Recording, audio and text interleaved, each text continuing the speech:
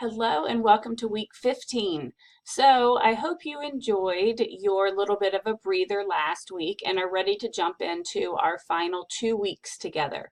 So before we had our break week last week, we finished up the different developmental domains, which was chapters 9 through 13 in your textbook. And so that information is going to help you tremendously when you are creating your thematic unit. So I made the thematic unit available for you last week, but I am going to go over it quickly this week, just in case you have any questions.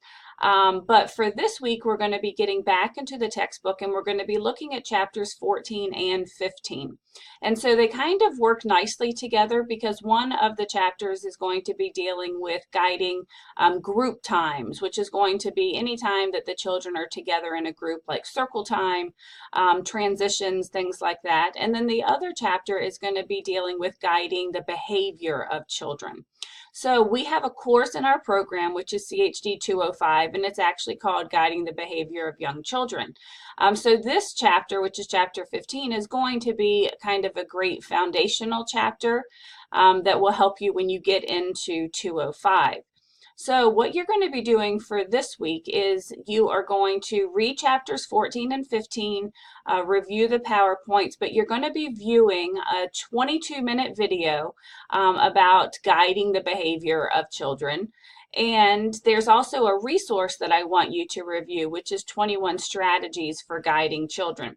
So if you go into this week's folder, you're going to find the PowerPoints, and here's the video that you're going to be viewing. Here's the handout, but your discussion board this week is a case study. So what I want you to do is read over what happened. Basically, there were two little girls, and one of the girls bit the other one, and so the teacher handled it in a certain way. And what I want you to do is, using the information from our textbook, from the video, and from the 21 strategies, I want you to answer these questions. So this truly is your last real discussion board. Next week you'll have a reflections discussion board, but this really is the last one where you need to post and respond to 2 of your classmates. So hopefully this will be something a little bit different, but something that's so important because you're going to run into situations like this all the time in the classroom. So I wanted to quickly go over the thematic unit assignment. As I said, I made it available last week, so hopefully many of you have already started working on it, but this assignment wasn't going to make sense until we had finished chapters 9 through 13 in the textbook, because really you're going to be using the information about the developmental domains in order to help create a thematic unit.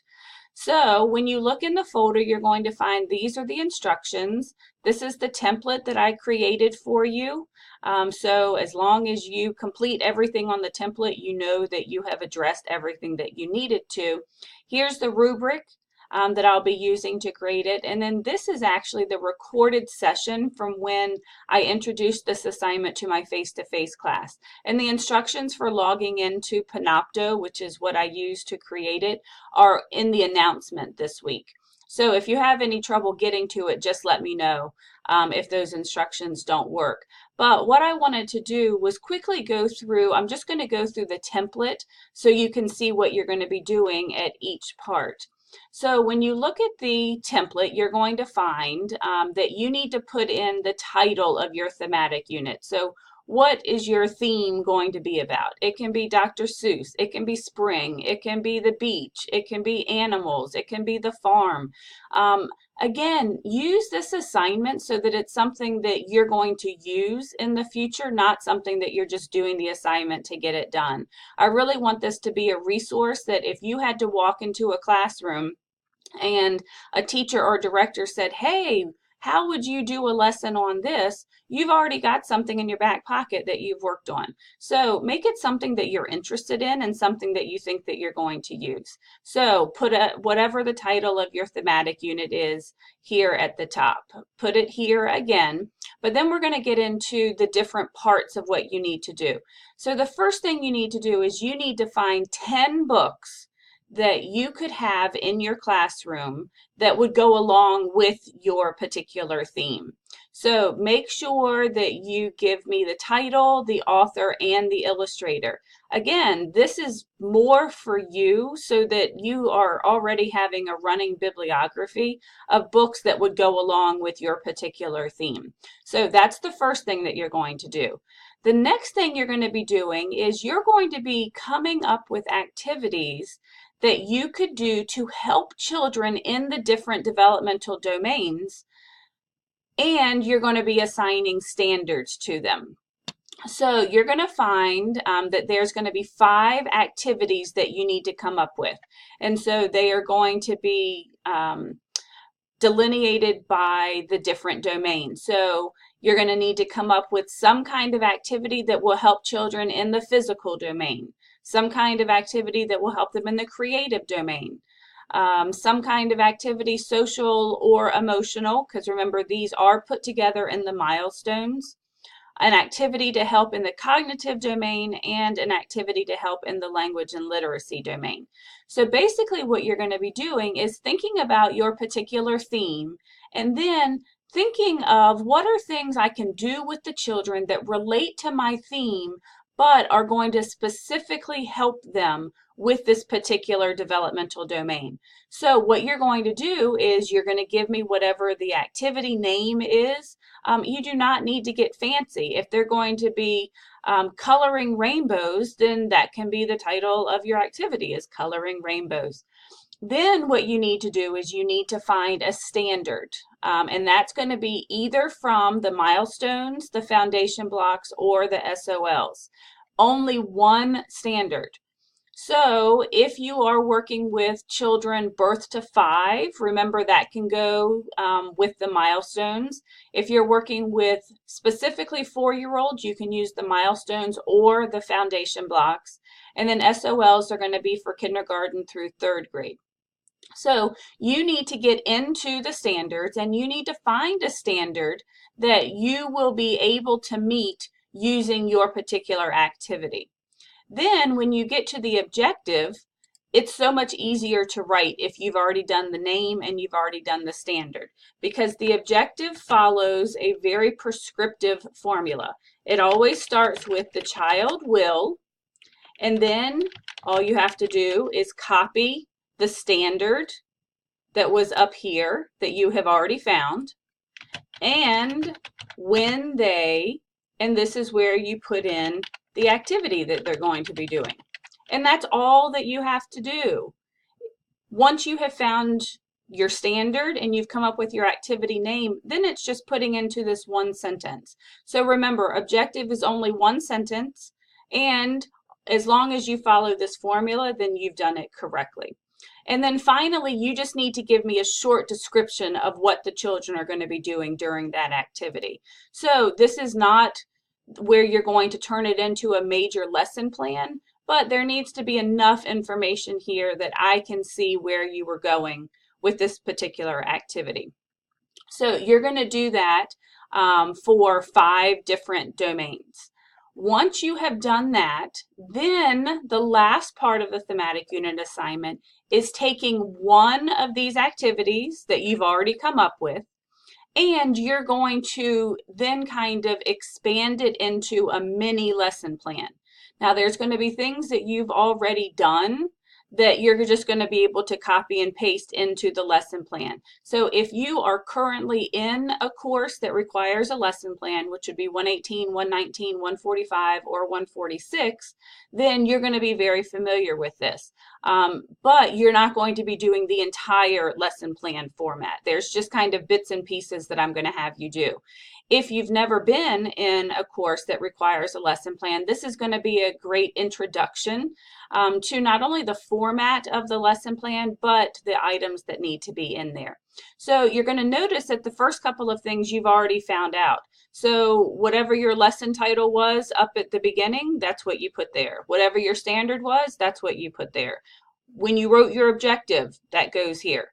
But then the rest of it, you're going to kind of have to expand a little bit. So make sure you tell me what your age group is. Make sure that your age matches your standard. Remember that when you're looking in the milestones, the lower numbers go with the younger children. So if you are going to be doing this lesson with a group of 4-year-olds, your standard should not be A1, B1, C1, because those are ones for children that are birthed to 18 months. So just make sure that your age group matches the age that the standard is developmentally appropriate for. Then you need to tell me, what materials do you need in order to complete this lesson? So it's really important to be prepared before you start the lesson. So if you are going to have them doing a coloring activity, then I need to know, do they need crayons? Do they need markers? Do they need construction paper? Are they going to need scissors? Are they going to need glue? Absolutely everything that you would need to have out in order for the children to be able to start immediately. As we know, if children are left waiting, it normally gets a little chaotic. So you want to have a very specific list of everything that you need for your particular activity. Prior knowledge, all that means is, what do children need to know before they can successfully do your lesson? So there's two things to look at. What do they need to know, and what do they need to know how to do? And basically this is thinking backwards. So for instance, I always use the example of a rainbow.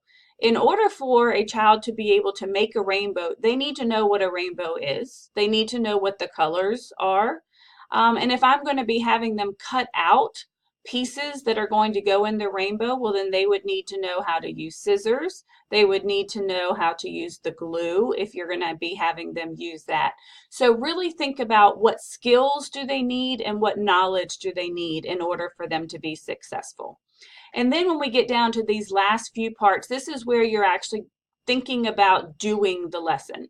So the first thing is, it's called the anticipatory set. It's also called an advanced organizer. But basically, what is the one thing that you're going to do to get the children excited about your lesson? So whether you're going to be reading a book, but be specific. If you're going to be watching a YouTube clip, if you're going to be playing a game, if you're going to be passing around a paper bag with something in it.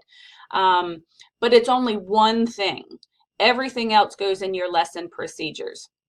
When you get here, what I'm looking for is step by step. I would rather see bullet points or the numbers 1, 2, 3, 4, 5, 6, 7, however long you need to go, simply because if you try and put it in paragraph form, it makes it really difficult to follow. But this is where you're going to start with whatever your advanced organizer was, and then you're going to go step by step until you get to the very end. So from the time that you call them to the carpet until the time that you are then going to close your lesson. So be very, very specific here. The best way to think about this is, have I been so specific that somebody else could come into my room and they could do the lesson exactly the way I planned on doing it? And then the last two pieces are the closure. How are you going to finish it up? Are you going to ask them to come back to the carpet to share what they did? Are you going to allow them to play a review game? But somehow you have to review whatever it was that you wanted them to learn. And then finally, you have the assessment piece. And if you remember from this class, we know that testing is not appropriate for young children. So your assessment might be simple observation, but you need to tell me, what are you observing for? Where are you going to be observing? If it's asking open-ended questions, then I need to know, what are your open-ended questions? But this needs to go back to your standard. How are you going to assess that they learned what you wanted them to learn? So again, this instruction is also in the folder for the thematic unit, and you can actually see, as we did a class thematic unit, how we put everything together. But hopefully this is just kind of a nice review for you, because it should make more sense to you now that we have finished with the different developmental domains. So this assignment and then your final exam is all you have left for this class. So you are definitely in the home stretch. So I hope that you enjoy chapters 14 and 15, looking at the case study and then working on your thematic unit. So next week I will be making your final exam available to you, and you will have until the end of the semester to get it done. So have a great week, and I will see you in our last week.